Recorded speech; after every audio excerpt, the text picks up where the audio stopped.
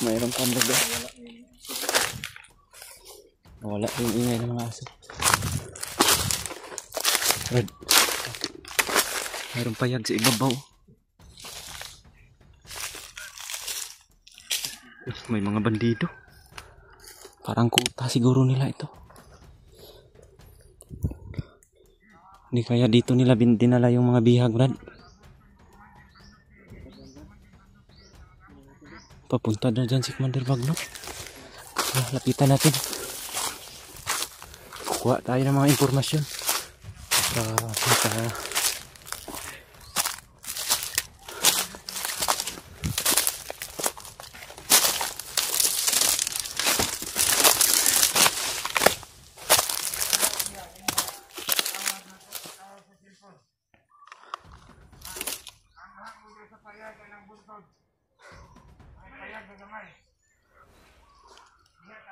Napakaraming mga kalaban, mga tol.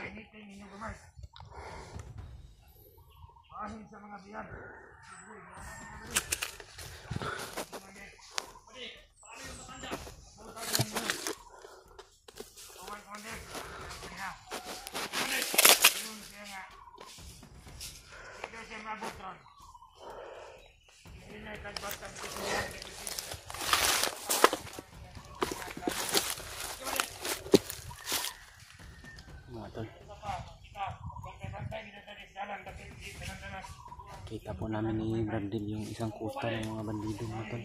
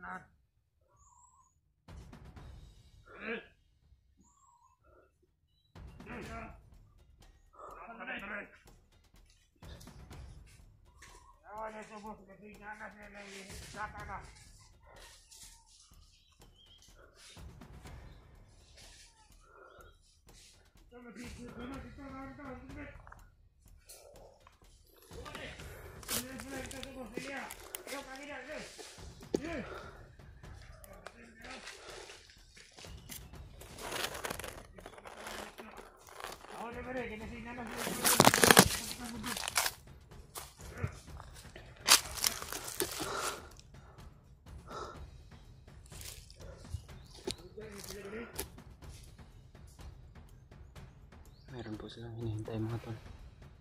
Pupunta lang dito si Commander Bagno. Makasugamak ka mga vlogger, kailangan ginahon nyo na to. Ito basta-basta nga mapatay nila. Kaya nyo si Commander, hindi ninyo makuha ang buhay. Patyan ninyo. Mana si Commander Bagno?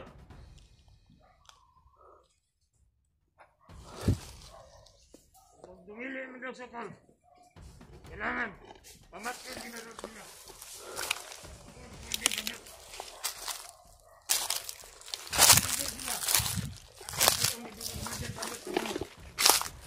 Ikon sa mga bihag, ikon dagang kain na bihag.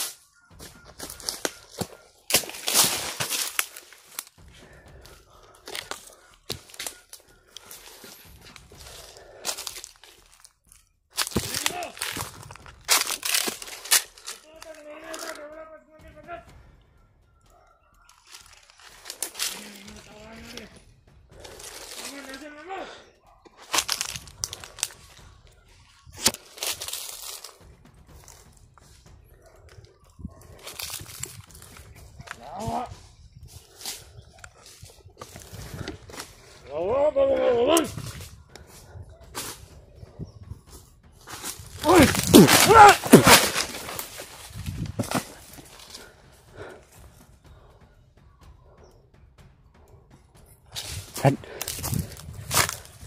Masih Brad.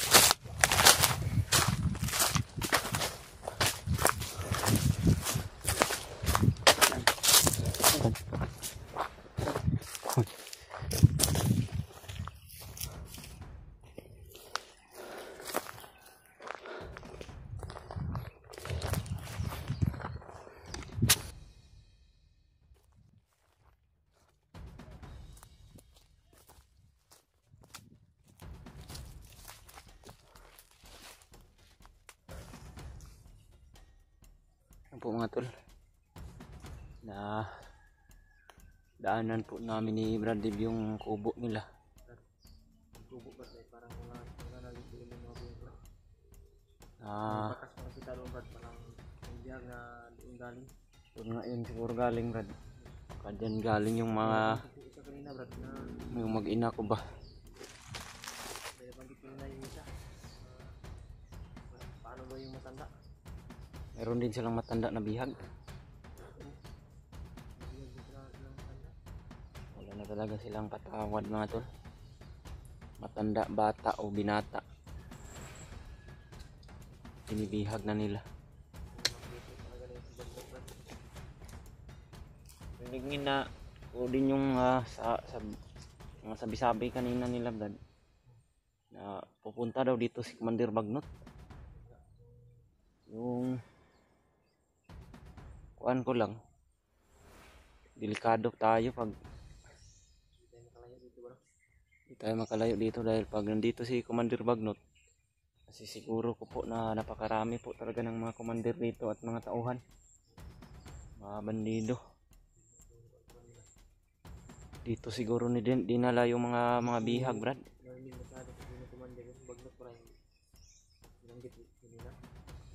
Commander Bagnot yung binanggit ng isa kanina.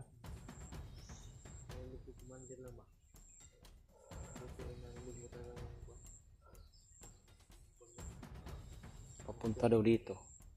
Iwan ko lang kung totoo ba yung sabi ng bandido. O dito na ba sila galing? Baka dito na sila galing Commander Bagnot.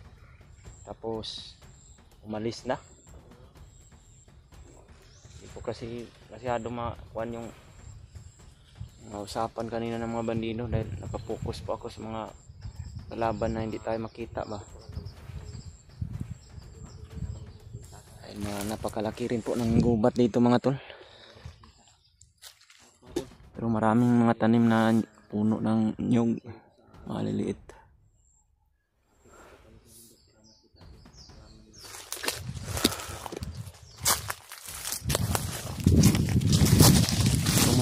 Yung kuan dito,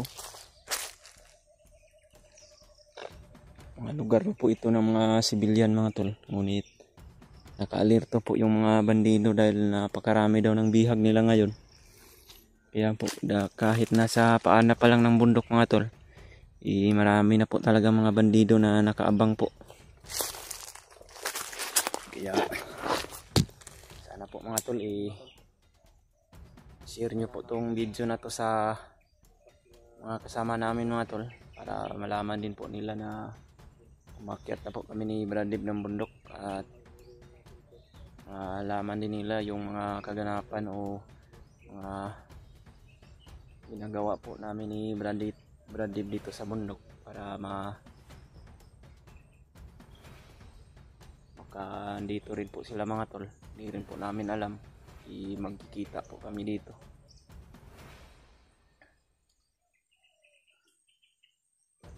Brad, handaan tayo. Mga tol, patuloy kami ni Brad Dib sa paglakbay patungo doon sa taas.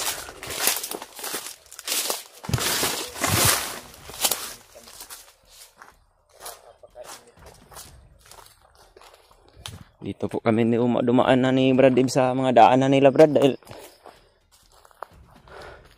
pag dyan tayo dadaan sa kuan, maraming kuan oh.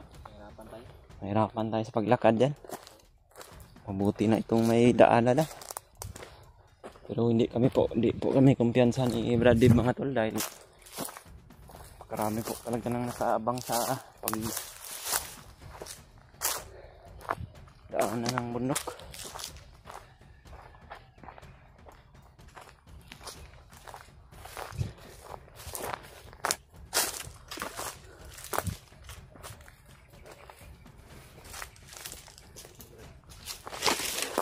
Lalim pala dyan, Brad. Mga bangin ba? Parang may mga silupin ba? Baka may mga bandido siguro dyan na nagtatambay rin.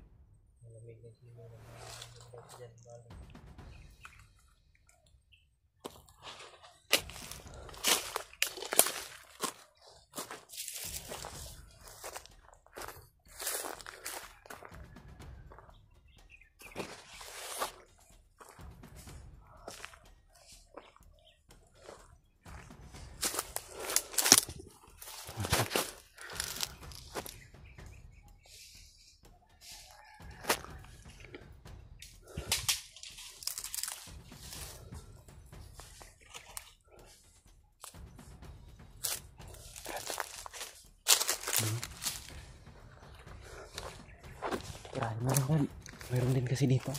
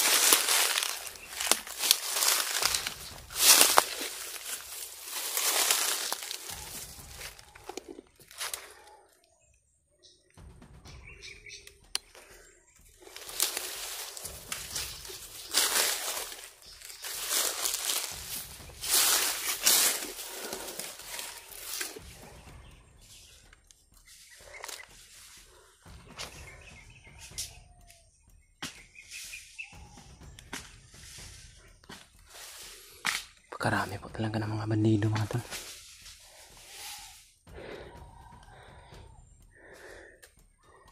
Magtatanggalan po talaga kami ni Brad Dib dito sa pagpunta ng bundok dahil napakarami po nang nakaharang sa aming daanan. Kahit saan man na kuan.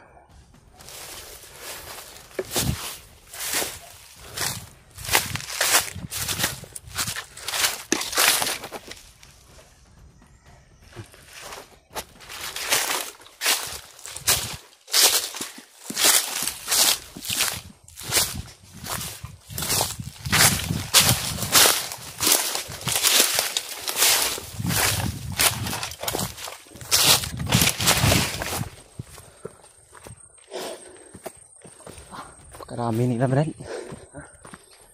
Bawat daanan natin ba may nakaharang.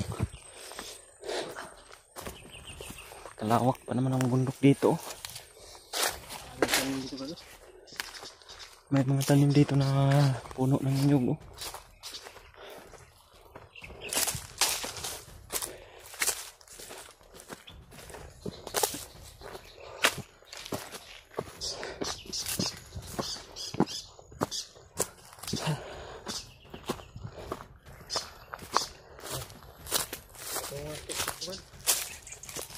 Kalayo na nito Brad ba?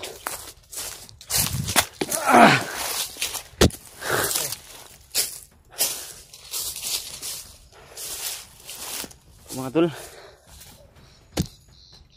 hindi po talaga kami makadali-dali ni Dib na pag-akyat dahil napakarami po talaga ng nakaharang.